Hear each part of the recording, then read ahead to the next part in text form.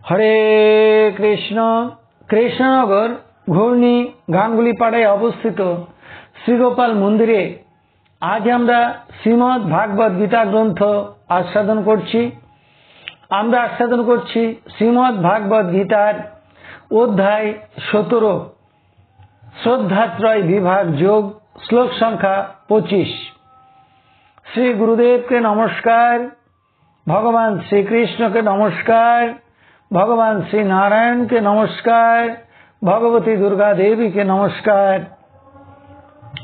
মুকং করোতি বাচালং পঙ্গং লঙ্ঘয়তে গিরিম যৎকৃপাতমহং বন্দে পরমানন্দ মাধবম। হরি ওম তৎসৎ। এখন আমরা আস্বাদন করছি অধ্যায় 17 শ্রদ্ধাত্রয় বিভাগ যোগ, শ্লোক সংখ্যা 25। তৎ ইতি অনভিসন্ধায় ফলম যজ্ঞ তপঃ ক্রিয়াঃ দান ক্রিয়াশ্চ বিবিধাঃ ক্রিয়ন্তে মোক্ষকাঙ্ক্ষীভিঃ। এখন আমরা এই শ্লোকটির অন্তর্গত শব্দগুলির অর্থ জেনে নেব। তৎ তৎ ইতি এই শব্দ উচ্চারণ করে, ফলম ফল, অনভিসন্ধায় আশা না করে, মোক্ষকাঙ্ক্ষীভিঃ মোক্ষ আকাঙ্ক্ষাকারী ব্যক্তিগণ দ্বারা, বিবিধাঃ বিভিন্ন প্রকার, যজ্ঞ যজ্ঞ, তপঃ তপস্যা, ক্রিয়াঃ ক্রিয়া, দান ক্রিয়া দান কার্য, ক্রিয়ন্তে অনুষ্ঠিত হয়। তাহলে এই শ্লোকটির বঙ্গানুবাদ কি দাঁড়ালো?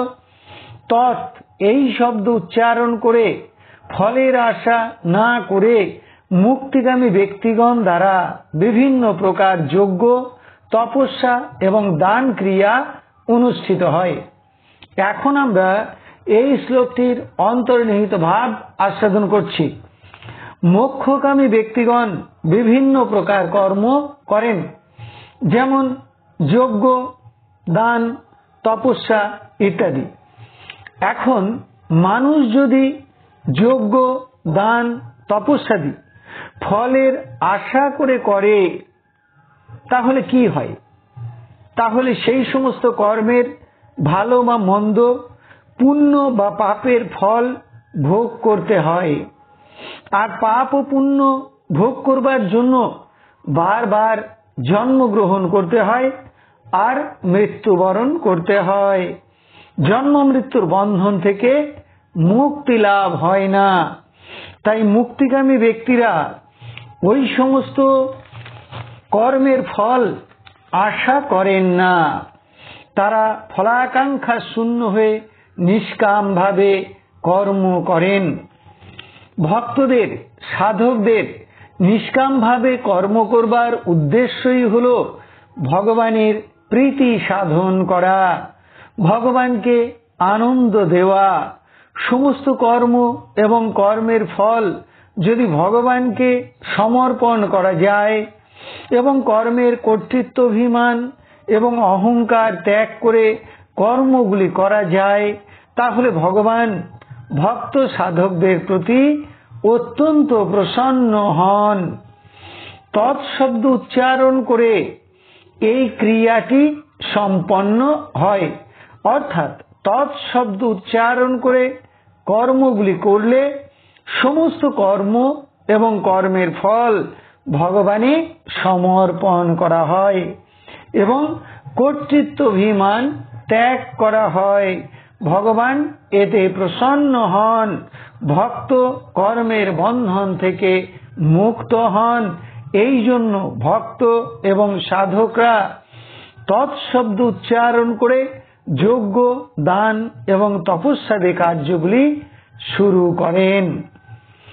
এখানে দান বলতে দান, অন্নদান, ভূমিদান, বস্ত্রদান, কৃষ্ণ কথাদান, অর্থদান, গ্রন্থদান, স্বর্ণদান ইত্যাদি বিবিধ প্রকার দানকে বোঝায়। যজ্ঞ বলতে নাম সংকীর্তন যজ্ঞ, বিশ্ব শান্তি যজ্ঞ, গীতা যজ্ঞ, অশ্বমেধ যজ্ঞ, বাজপেয় যজ্ঞ ইত্যাদি নানা প্রকার যজ্ঞকে বোঝায়।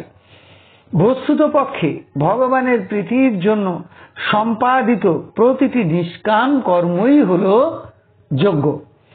আর তপস্যা বলতে জপ ধ্যান করা, একাদশী ব্রত পালন করা, জন্মাষ্টমী ব্রত পালন করা, রাধাষ্টমী ব্রত পালন করা, শিব চতুর্দশী পালন করা, নৃসিংহ চতুর্দশী পালন করা, সমাধি অভ্যাস করা ইত্যাদি কার্যগুলিকে বোঝায়। মুক্তি মোক্ষকামী ব্যক্তিগণ ওম তৎ সৎ এই তিনটি ব্রহ্মবাচক শব্দ উচ্চারণ করে উক্ত কাজগুলি শুরু করেন। মোক্ষকামী ব্যক্তিরা শুধু যে যজ্ঞ দান এবং তপস্যা কর্মই নিষ্কাম ভাবে করেন তা কিন্তু নয়। তারা তাদের জীবনের প্রতিটি কর্মই, যেমন ওঠা বসা, খাওয়া শোয়া, বিশ্রাম নেওয়া, নিদ্রা যাওয়া, উন্মিলন নিমিলন, প্রতিটি কর্মই নিষ্কাম ভাবে করেন। তারা মনে করেন যে হে ভগবান, কাজগুলি সব তোমার, কাজগুলি করছো তুমি, এর ফল তোমার, আমি উপলক্ষ মাত্র। এইভাবে তারা সমস্ত কর্মের বন্ধন থেকে মুক্ত হয়ে ভগবানের শ্রীচরণে পৌঁছে যান। তাহলে এতক্ষণ আমরা শ্রীমদ্ ভাগবত গীতার 17 অধ্যায়ের 25 সংখ্যক শ্লোকটি আস্বাদন করলাম। আমি শ্লোকটি আরো একবার পড়ছি।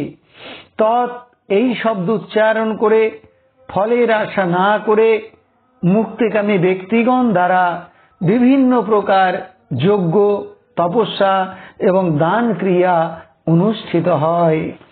এখন আমরা শ্রীমদ্ ভাগবত গীতার মাহাত্ম্য পাঠ করছি।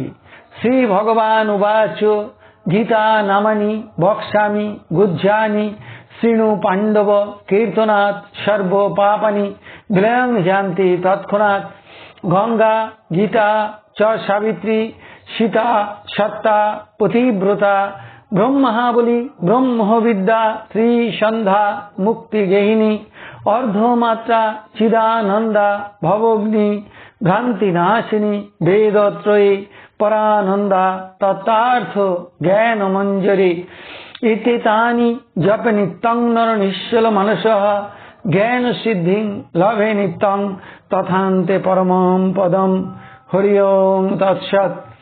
এখন আমরা শ্রীমদ্ ভাগবত গীতার পাঠ শেষে ভগবান শ্রীকৃষ্ণের চরণে প্রার্থনা নিবেদন করছি। হে কৃষ্ণ কৃপা সিন্ধু, এই নাও তুমি আমার দেহ, এই নাও তুমি আমার মন, এই নাও তুমি আমার প্রাণ, এই নাও তুমি আমার আত্মা, এই নাও তুমি আমার জীবন যৌবন যথা সর্বস্ব। হে কৃষ্ণ কৃপা সিন্ধু, এই দেহ মন প্রাণ আত্মার দ্বারা অনুষ্ঠিত সমস্ত কর্মগুলি তোমার, এই সমস্ত কর্মগুলি করছো তোমার, তুমি এই সমস্ত কর্মের ফল তোমার। হে কৃষ্ণ কৃপা সিন্ধু, তুমি পিতা, তুমি মাতা, তুমি পুত্র, তুমি কন্যা, তুমি স্থাবর জঙ্গম কীট পতঙ্গ লতা পাতা রূপে রূপে প্রতিরূপে তুমি বিরাজিত। তুমি ব্যতীত এই ত্রিভুবনে আর কিছু নেই। হে কৃষ্ণ কৃপা সিন্ধু, তোমার আতুল চরণে কোটি কোটি নমস্কার। পুনরায় তোমার আতুল চরণে কোটি কোটি নমস্কার। তুমি আমাদের শুদ্ধা ভক্তি দাও, ব্রহ্ম জ্ঞান দাও, সকলের কল্যাণ করো, সকলের মঙ্গল করো। হরে কৃষ্ণ। আপনারা সকলে ভালো থাকুন, সুস্থ থাকুন, আনন্দে থাকুন। হরে কৃষ্ণ।